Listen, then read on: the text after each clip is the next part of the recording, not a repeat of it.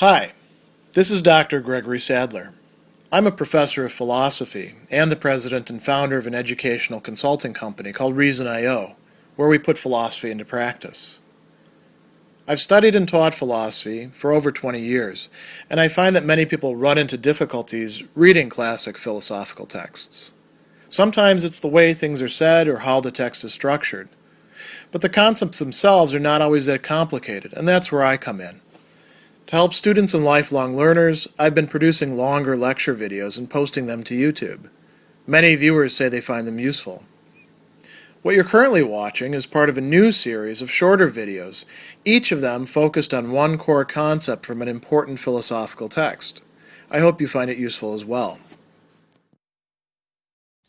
One matter to which Leo Shestov devotes a lot of discussion in All Things Are Possible is what we can lump under the rubric of creative activity, what it is that people who are really thinking things through or taking experience and making something of it and producing creative work in a broad sense are actually engaged in, and how it differs from the public imagination of it. And we should keep in mind that Shestov himself, he talks about a lot of creative people in here, a lot of authors, for example, many of which are from Russian literature, many of which are from other nations' literature as well.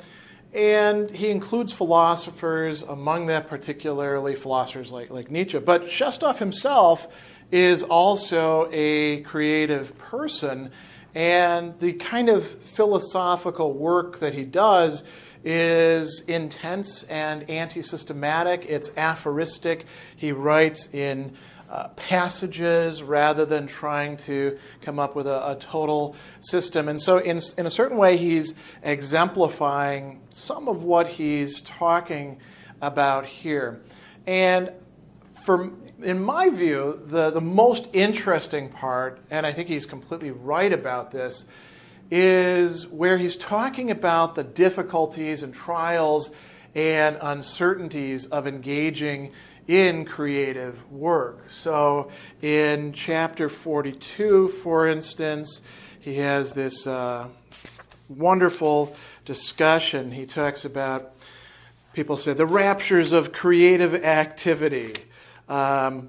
Empty words invented by men who never had an opportunity of judging from their own experience, who derive their conclusions syllogistically. If a creation gives us such delight, what must the Creator himself experience? And so, the idea is those who are closer to the creative work will even more enjoy the creative work. It's sort of like saying, we might talk about chefs, for example, and say, wow, this dish tastes so wonderful. It must be a joy to prepare it. And sometimes it is. And sometimes it's complete drudgery. And sometimes you have to, start again and throw away ingredients, and you're thinking in your head, well, there just went $20. And so it's not quite the same as the outside public has it. And really, if you think about the ways in which creative activity is portrayed in movies and television, and sometimes even in literature, those are crazy ideas as well. You can't just do a montage and suddenly have a wonderful thing to show people, right? So what is it really like? He says, usually the creator feels only vexations. Every creation is created out of the void. At the best, the maker finds himself confronted with a formless, meaningless, usually obstinate and stiff matter which yields reluctantly to form. When we're doing genuine creative things, we do have some sort of matter that we're working with. Think about wood carving, for example. You have the wood, and the wood has a certain grain. And then as you're beginning to carve it, you find out that it has certain inconsistencies and splinters come off, and it resists us. Same thing with clay. It's never perfect. Same thing with imagining something and then wanting to put it down on paper in drawing. Or writing. We have an idea and we're like, oh, this is a great idea. I've got to put this out there. This is going to be so helpful for people. And as you're doing it, even your thoughts sometimes resist. And you're working oftentimes without models. Because if you're relying totally on models, you're not creative. You're just sort of replicating what other people have done. So he says, every time a new thought is gendered, so often must that new thought, which for the moment seemed brilliant and fascinating, be thrown aside as worthless. And here's where we get to the real crux. Creative activity is a continual progression from failure to failure, and the condition of the creator is usually one of uncertainty, mistrust, and shattered nerves. The more serious and original the task which a man sets himself, the more tormenting is the self-misgiving. As soon as one is working with important stuff, one becomes conscious, at least if you're not just a complete egotist or solipsist or somebody who's full of themselves, who's not going to produce good work anyway, usually, unless they're blessed with some incredible raw talent, which won't get developed, of course. If you're what we might call a normal creator, you become aware of the magnitude of what you're trying to take on. You become aware that what you're doing, if it is successful, only represents one perspective on something that's going to be quite complex. And so he says, there's a temptation here. This goes actually into the sort of, mistaken ideas and inferences part. He says, every connoisseur of art is satisfied if he recognizes in a new work the accepted manner of the artist. Few realize that the acquiring of a manner is the beginning of the end. Artists realize well enough and would be glad to be rid of their manner, which seems to them a hackneyed affair. He who has been through the creative raptures is not easily tempted to try again. Many will just keep churning out the same thing, whether we're talking about music or we're talking about cultural criticism or we're talking about installations. And at a certain point we could be like, oh yeah, that's another one of this person's things. I don't even have to look at it. I know what direction they're going in, and the creative process has been lost. He's got another really great description of the creative person in chapter 2 of part 2. He says that, here we go, this is really great.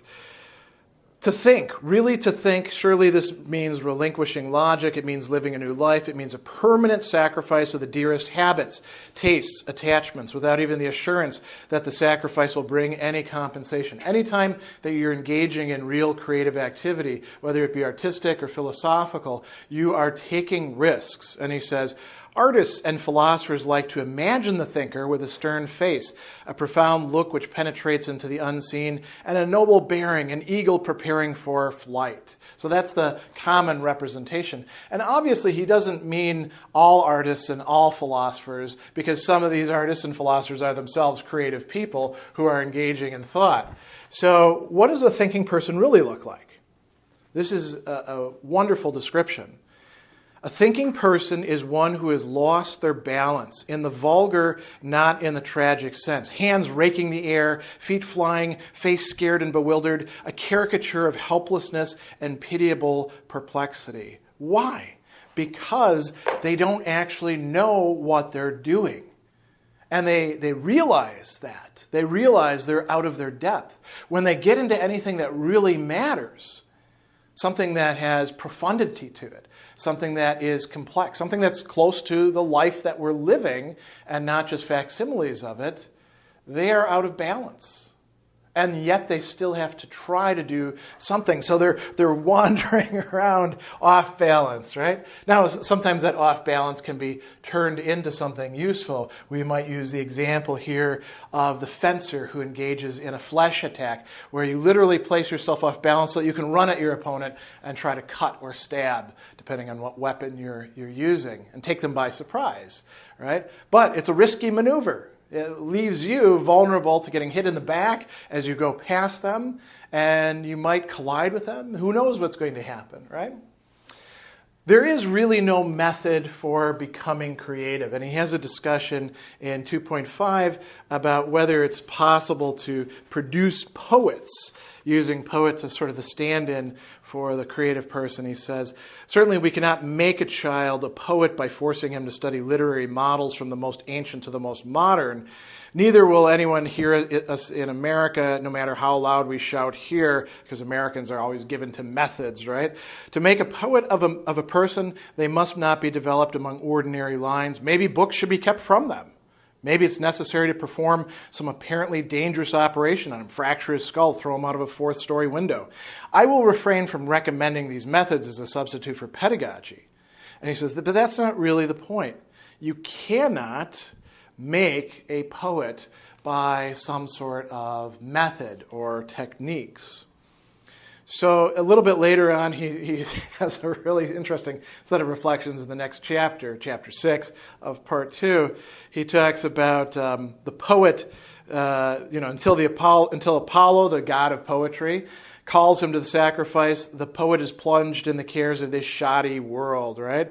And he says, Pisarev, the critic, was exasperated by these verses. If they'd not belonged to Pushkin, all the critics would have condemned them. And then he says, but this is actually quite true. The poet can get into all sorts of trouble and not just mischief, but corruption and degeneration when they're left to their own devices. It's not a matter that if we want to be great writers or great thinkers that we should simply be virtuous people and always, rise early in the morning to practice our craft as if life was a bunch of life hacks, that you can get from some listicle in some website, right? People like that don't know anything about creativity. And it shows in their works, which are usually garbage. Just regurgitated tips and tricks, right? People who are going to show real profundity are probably not going to be bestsellers, or if they are, most of the people purchasing the book will bring it to the beach and read it for a little while and put it down. But that's not what really matters, is it? So we have to realize that the really creative person is probably going to be kind of a mess, kind of a chaos. Does that mean that then you should deliberately go out and hang around bars and stay up all night and get into all sorts of weird practices? That's not going to automatically make you a poet. And personally, I've seen so many people who thought that just because they were living on the seedy side of life, that somehow that was turning them into creative people, when really they were just, slowly degenerating. But this is something that is quite important. The way in which we picture creative work is quite different than what somebody living it actually goes through. There's some other mistaken ideas and inferences. He's got this great discussion about what happens. The old saying that you don't want to meet your heroes? Well, he talks about that. So mistaking the writer for the person. This is nearly at the end of the work in chapter 42.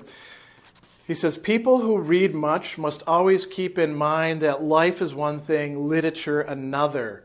Not that authors invariably lie. There are writers who rarely and most reluctantly lie, but one must know how to read, and that isn't easy. So, what's an example of this? He says, it's a common belief that any writer who sings of suffering must be ready at all times to open his arms to the weary and heavy laden. This is what the readers feel like when they read his books. Then when they approach him with their woes and find that he runs away without looking back at them, they're filled with indignation and they talk about the discrepancy between word and deed. And this is, quite silly on their part. Whoever told them that just because somebody writes about something, that's what their life is focused on? You might as well go to a logic textbook writer and, accuse them of being illogical in their daily life because they don't follow exactly what they set out in the textbook. There are many people who write about things and they've done research on them, but that doesn't mean that that's what their life is all the time. And it's foolishness to believe that or expect that. And we lend ourselves to these sorts of silliness things. For example, you read Kant, and then you read the little accounts of Kant walking at regular times so that people could set their watch by him, and you imagine this character. And then you find out that he was actually a bon vivant at dinner parties and wrote about that you can find it in his work. He actually laid out rules for dinner parties in his Anthropology from a pragmatic point of view. And then you're like, whoa, this is a totally different person. Or at least not totally different, but quite different. Well, whose fault is that? It's yours for being credulous about literature and its connection with life. He also talks about how authors can sometimes fool themselves. He says, and this is quite true, that literature deals with the Here we go. This is in chapter 28. Literature deals with the most difficult and important problems of existence. Quite true. As a matter of fact, that's why we're always going to need literature. We're always going to need other things like literature, including music and art and philosophy and history, some of the other humanities as well. We're going to need film. These do, in fact, when they're doing their job well, deal with these existential questions. And they are important, and they are difficult. And they can never be handled just by, say, the natural or social sciences or by management techniques or, as I mentioned, putting together a bunch of life hacks. People try to do that, and then they screw things up, right? So literature is very important, at least the good parts of it. And then he says, here's the mistake.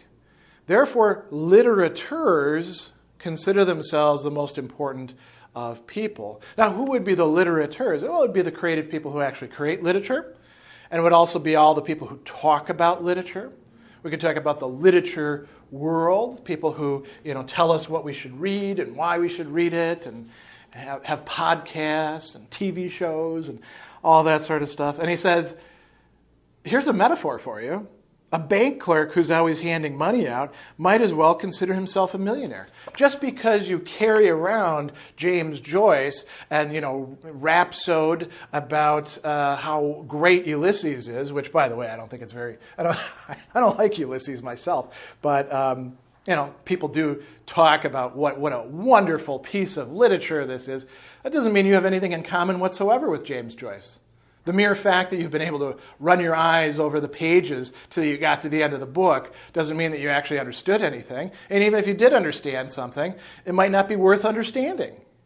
You might not have figured out anything by doing that. Same thing you could say for reading Shestov, right? I mean, maybe you should be a Shestov yourself. So he says, the high estimate placed on unexplained, unsolved questions ought really to discredit writers in our eyes. And yet these literary men are so clever, so cunning at stating their own case and revealing the high importance of their mission. In the long run, they convince everybody, themselves most of all.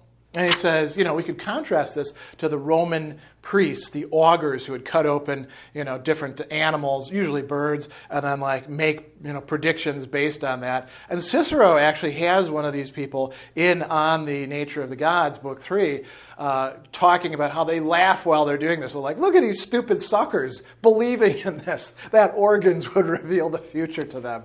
And, he says writers don't do that. Instead, they lay their improbable assertions before the public, and they have to be convinced in their own minds. Otherwise, they cannot begin. People come up with all sorts of crazy stuff that allows them to put their ideas out there. They have to believe in those ideas, right? At least to some degree, unless they're in on a grift. All right, let's talk about tricks and tropes and some advice that he gives. Now, this might be seen as rather cynical. He's making some observations about what it is that writers do and how it works. Is he recommending it? Is he not recommending it? Is he actually saying that this is his own practice? I leave that to you to decide. So he says, when a writer has to express, this is in chapter 40 of part 1, when a writer has to express an idea whose foundation he's not been able to establish and which is yet dear to his heart so that he earnestly wishes to secure its general acceptance, as a rule, he does this. This is the trick. He interrupts his exposition and makes a small or at times a serious digression, during which he proves the invalidity of this or that proposition, often without any reference to his real theme. Having triumphantly exposed one or more absurdities and thus acquired the aplomb of a solid expert, he returns to his proper task, calculating that he will now inspire his reader with greater confidence. And Shestov says, well, this is perfectly justified, this calculation. It's kind of a trick, but this actually works. The reader is afraid to attack a skilled dialectician and prefers rather to agree than to risk himself in argument. And he says, not even the greatest intellects, particularly in philosophy, disdain such stratagems. People do this all the time in their works. And then, if you think about this, and then think about some of the things that you've read, you will find a lot of instances of that. Maybe even in Shestov himself. Another great example, if you want to get people to accept something and they don't already accept it, is to, we might say, start off slow. He says, you begin your argument with inoffensive, commonplace assertions. We all agree that there is a world out here, right? There is something like a human nature, even if we don't know what it is. He says, when suspicion has been sufficiently lulled and a certainty has been begot that what follows will be a confirmation of the reader's own accepted views, then has the moment arrived to speak one's mind openly. Now you lay your cards on the table. But, he says, in the same easy tone, as if there were no break in the flow of truisms. The logical connection is unimportant. Consequence of manner and intonation is much more impressive than consequence of ideas. You go on in the same suave tone from uttering a series of banalities to expressing a new and dangerous thought without any break. If you succeed in this, the business is done. The reader will not forget. The new words will plague and torment him until he has accepted them. So this is a trick. And again, you can see many authors doing this as well. That's why we have prefaces, right? In the preface, you say, well, we're doing this, and here's something. There will be some controversial ideas in here, but I'll be giving you some good reasons for it. And then you start out with some examples. People love examples. And then eventually you get to the point where you're like, well, black is white. And then, whoa, wait, how did we get here? Right? Well, here's the argument for it. And then they're like, that can't possibly be true. But in the back of their mind, it's still working away. The other thing that he says that is really, it's one of the best things I think Shestov has ever come up with in terms of lines, is this thing about the police agents. And what does he mean by the police agents? Morality, logic, and science. And he says the writer's task is to go forward and share impressions with a reader. He's not obliged to prove anything. Does that mean he won't prove anything? No, he will prove some things.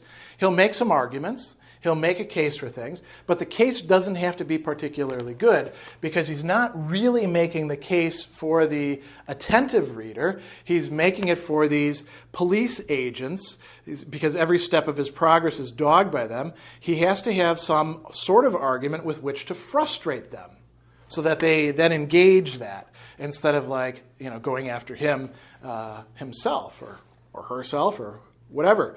So he says there's no necessity to trouble too deeply about the quality of argumentation. Don't worry about being inwardly right.